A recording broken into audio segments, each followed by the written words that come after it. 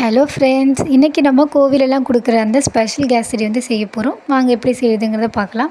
அதுக்கு இது போல் நெய் சேர்த்துட்டு அந்த நெய்யில் ரவையை 100 கிராம் அளவுக்கு ரவை எடுத்திருக்கேன். அந்த ரவையை வந்து நல்லா வறுத்து எடுத்துக்கோங்க. இப்போ அதே அளவுக்கு நெய் சேர்த்துட்டு இதில் நம்ம கொஞ்சமாக வந்து முந்திரி பருப்பும் திராட்சையும் வந்து சேர்க்க போகிறோம்.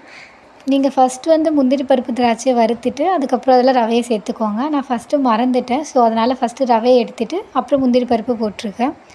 இப்போ பார்த்தீங்கன்னா இது போல் இதை நல்லா வந்து வறுத்து எடுத்துக்கோங்க. கொஞ்சம் ப்ரௌன் கலரில் வர அளவுக்கு. இப்போ இந்த பாத்திரத்துலேயே நம்ம இந்த டிஷ்ஷுக்கு தேவையான அளவுக்கு தண்ணி சேர்த்துக்கலாம். நான் எந்த அளவுக்கு ரவை எடுத்தனோ அதிலேயே 3 கப் அளவுக்கு தண்ணி சேர்த்துருக்கேன். இப்போ இந்த தண்ணி வந்து நல்லா கொதித்ததும் 1 கல் அளவுக்கு உப்பு வந்து சேர்த்துருக்கேன். கல்லுப்பு தான். இப்போ இந்த கல்லுப்பு சேர்த்துட்டு ஃபுட் கலர் வந்து ஆப்ஷனல் தான். நீங்கள் எந்த ஃபுட் கலர் வேணும்னு ஆட் பண்ணிக்கலாம். நான் வந்து ரெட் கலர் ஆட் பண்ணியிருக்கேன். இப்போ பார்த்திங்கன்னா ஃபுட் கலர் ஆட் பண்ணிவிட்டு அந்த தண்ணி நல்லா கொதிக்கிறதுக்கும் போது நம்ம கொஞ்சம் கொஞ்சமாக இது போல் ரவையை சேர்த்துட்டு நல்லா வந்து கிளறி விட்டுக்கோங்க. ரவை எப்போவுமே ஃபுல்லாக சேர்க்க வேண்டாம். இது போல் கொஞ்சம் கொஞ்சமாக சேர்த்து கலக்கி விடுங்க. அப்போ தான் அதில் எந்த விதமான கட்டியும் இல்லாமல் நல்லா வெந்து வரும்.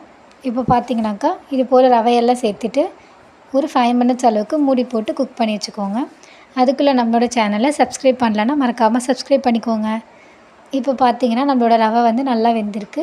இந்த டைமில் நான் அதே 1 கப் அளவுக்கு சுகர் வந்து சேர்த்துருக்கேன்.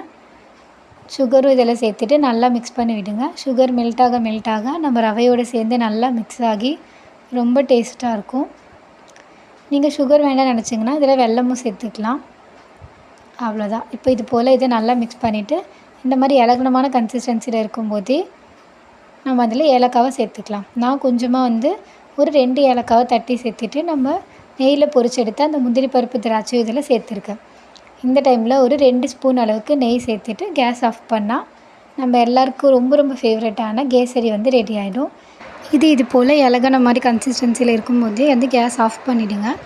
ரொம்ப நேரம் இதை நம்ம அடுப்பில் வச்சு கலரி இப்போவே கெட்டியாகிடுச்சுன்னா அப்புறம் ஆஃப் பண்ணதுக்கப்புறம் இன்னும் ரொம்ப கெட்டியாகிடும். ஸோ இது போல் இலகுனமான இருக்கும்போதே நம்ம கேஸ் ஆஃப் பண்ணிடலாம். எப்போ நமக்கு எந்த ஸ்வீட் சாப்பிடணும்னு தோணாலும் நம்ம டக்குன்னு போய் செய்கிற ஒரு டிஷ் வந்து கேசரி தான். இது போல் நீங்கள் உங்களோட வீட்டில் அடிக்கடி செய்கிற ஸ்வீட் டிஷ் என்னங்கிறத மறக்காமல் கமெண்ட் செக்ஷனில் சொல்லுங்கள். இதோட அடுத்த ஸ்வீட் ரெசிபியில் உங்களை பார்க்குறேன். அது வரைக்கும் ஸ்டே டியூன்ட். பாய்.